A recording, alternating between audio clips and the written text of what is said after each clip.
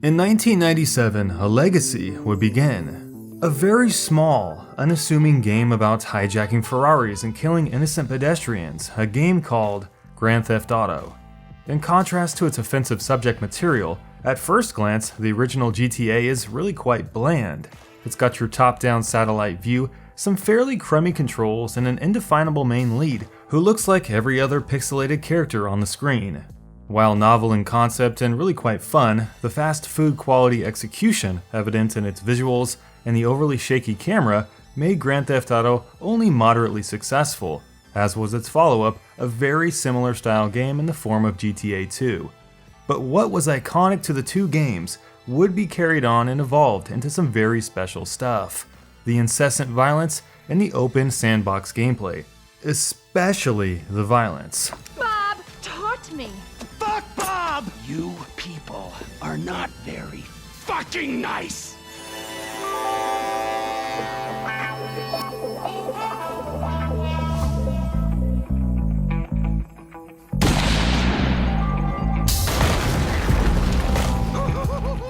The Grand Theft Auto series has been understandably banned in many areas of the world. Thailand, Japan, Malaysia, South Korea, and of course Australia would all ban the GTA series games in some form or another. Its subject material is often grotesque, offensive, and unacceptable among sensitive social circles.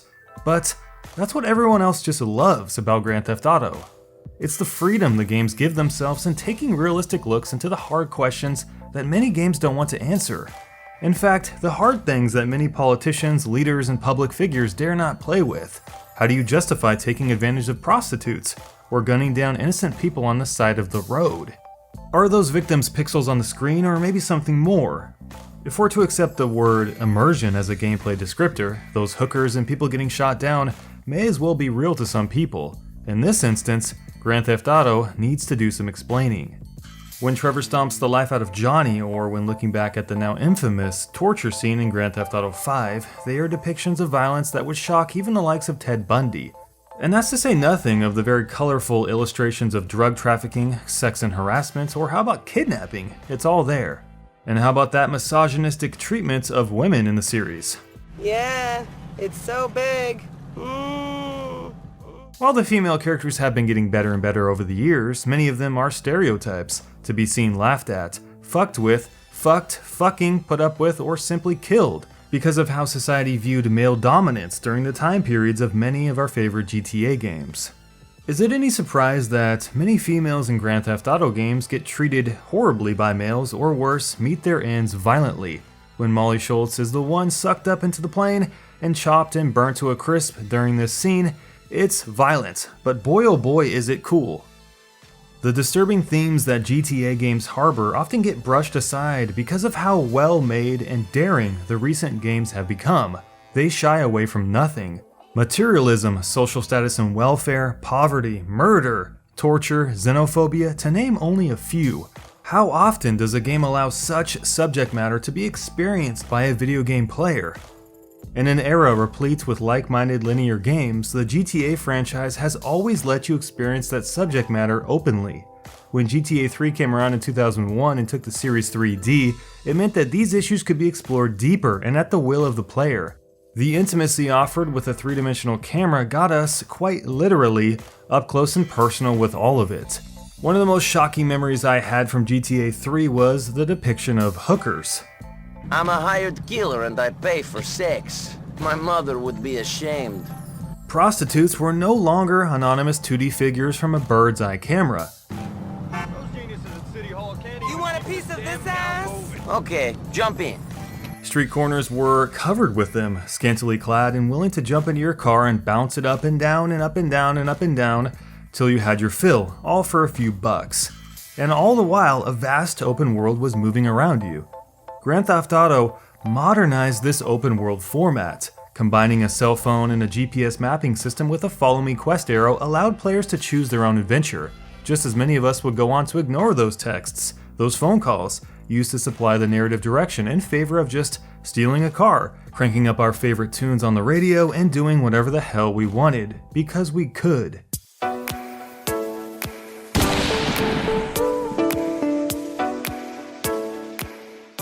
The technical design of GTA games allows this to happen seamlessly. It's a blueprint of giving the player just enough of a reason to care about the main story, yet always providing enough distraction and side content to keep the player bouncing back and forth. It's a formula that has been repeated often, yet failed more often. Games like Sleeping Dogs, Saints Row, and even Mafia to some extent have tried to mimic the success of GTA, but never have come close. Fast forward to 2015, and GTA 5 is in no need of introduction. As of May this year, Grand Theft Auto 5 has sold 80 million copies. GTA 5 was a standout game, and a cult classic with an amazing single-player campaign and one of the biggest, most detailed cities ever seen in gaming, and not without innovation either. GTA 5 pioneered a 3-character swapping system that wiggled its way naturally into the fast travel mechanics and the main story. It's the highest grossing game in dollars to ever be released. There have only been 3 games that have outsold it: Wii Sports, Minecraft, and Tetris. But since you can pick up those games for next to nothing, GTA 5 takes the top spot as the most successful video game of all time, easily justifying its over $250 million development budget. Its multiplayer add-in, GTA Online, however, is the bigger story here. GTA Online generated a record high $500 million in gross revenue after just 3 years. Herein lies the concerning side in Grand Theft Auto games for the future. With the success of GTA Online, Rocksteady has really no incentive to focus on DLC or spin-off titles for its single-player components. More money can be made rendering pretty pink t-shirts, beanies, or penthouse apartments utilizing the base assets of the game and then just selling them. Its low-risk, high-profit margin, persistent income, GTA Online is where the money's at. To this day, the campaign for GTA 5 is pretty much identical to how it was at launch. As far as I'm aware, no expansions or single-player story missions have been added or offered for sale post-release. But a lot has been added to GTA Online, as you can expect, to capitalize on much easier, higher profit margin online content. Can you imagine how much work and money it would take to create a single-player DLC component for GTA 5?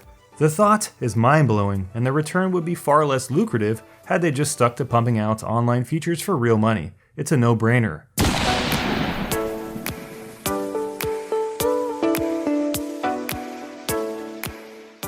How long will it be before we see a Grand Theft Auto 6?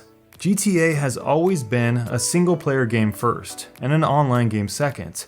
Will the success of GTA Online financially impact the way the next game is made, perhaps throwing you into a seamless online experience from the get-go, online only, and promoting real money microtransactions just like GTA Online does?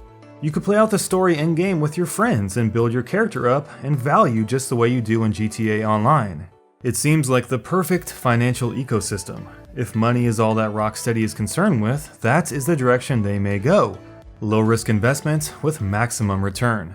That is the concern for the GTA franchise, where the single-player component gets sidelined by online services that make Rocksteady just more and easier money, or the fact that GTA 6 may take longer for us to get now, seeing as how successful and self-contained GTA Online is.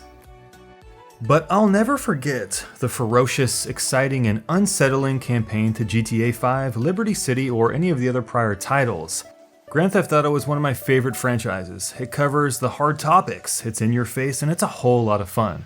I just hope I'll have those same experiences with the next Grand Theft Auto. Thanks for watching, guys. Feel free to share with me your Grand Theft Auto stories in the comments section down below. And if you'd like to support the work I do on this channel, subscribe to Downward Thrust and consider checking out my Patreon at patreon.com/downwardthrust. Hope everyone has an amazing day, and we'll see you in our next video.